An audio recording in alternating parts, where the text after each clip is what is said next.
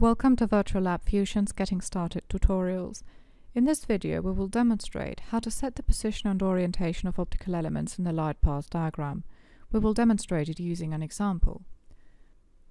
First we would like to compose the optical system with a plane wave source, 3 spherical lenses, 1 aperture and a camera detector. Neighboring elements have a distance of 20 mm between them. In VirtualLab Fusion we use Ctrl-L to generate a new LPD. Drag the related optical elements and drop them onto the workplace. Connect them by dragging the mouse between 2 consecutive elements.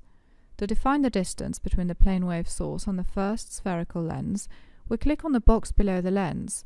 Here we can define the distance between the spherical lens and the element before it, that is, the plane wave source. That can be seen here, measurement from plane wave. We input 20 mm as the Z position.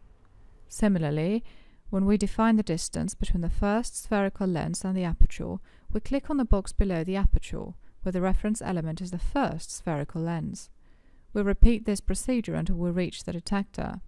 Then we click on 3D View System in the Light Path ribbon to check the position. It is possible to fix the view exactly to the ZY plane by means of this button here.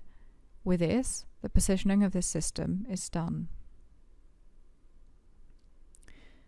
Now the following question might arise. When we define the distance between the spherical lens and the aperture, from which exact point in the lens is this measurement taken? Is it the front interface or the rear one?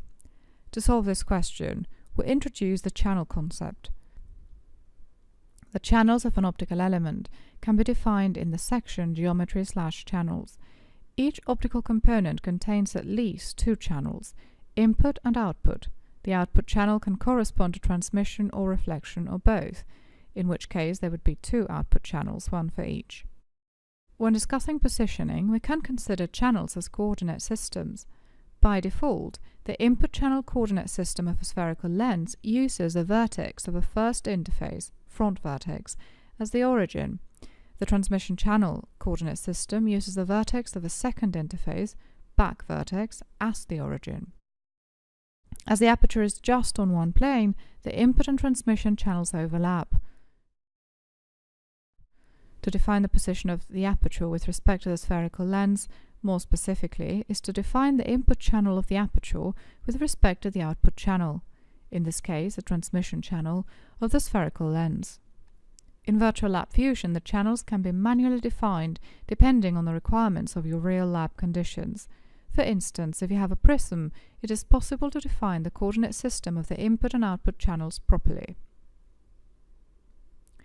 In conclusion, we always define the position of one element by defining its input channel coordinate system with respect to the output channel coordinate system of the element before it. This is a most important positioning aspect in VirtualLab Fusion, called basal positioning. In basal positioning, we can not only define the distance along the z-axis, but also the shift along the x and y directions, and rotations. But because of how the basal positioning is defined, i.e. with respect to the element before, when we change the position of one element, the position of all the following elements is also altered. As an example, we rotate the first spherical lens about the x-axis by 30 degrees, selecting as our orientation definition type the sequence of axis rotations. Input an angle of 30 degrees. The angle definitions can be found through the Help button. Click on OK and check the 3D view. All the subsequent elements are positioned along a new axis. A small angle symbol by the top right corner of the position box indicates that the component in question is rotated.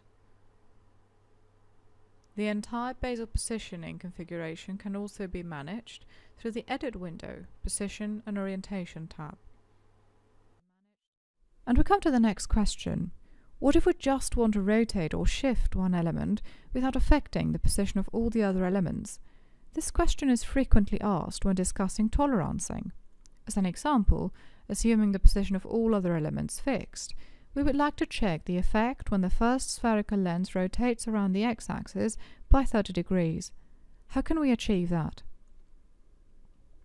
We're going to take advantage of another positioning concept in VirtualLab Fusion, isolated positioning. Again, we come to the position/orientation of the spherical lens configuration dialog. Click on the Isolated Positioning tab, check Use Isolated Orientation, and again define an angle of 30 degrees around the x-axis. Click on OK. Check the 3D view. We see now that only the first spherical lens is rotated. Let's sum up what we show in this tutorial. The channel coordinate systems are important for positioning. Apart from sources and detectors, each optical element has at least two channels, an input and an output one. In VirtualLab Fusion we have two kinds of positioning, basal and isolated. Basal positioning means we position the input channel coordinate system of one element with respect to the output channel coordinate system of the element before it.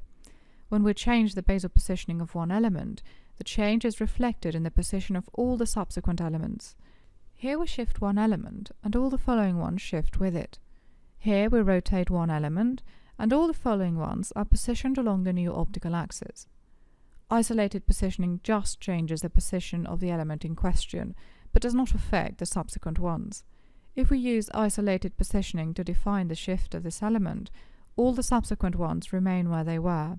Similarly with rotation. If you have any questions, please don't hesitate to contact us.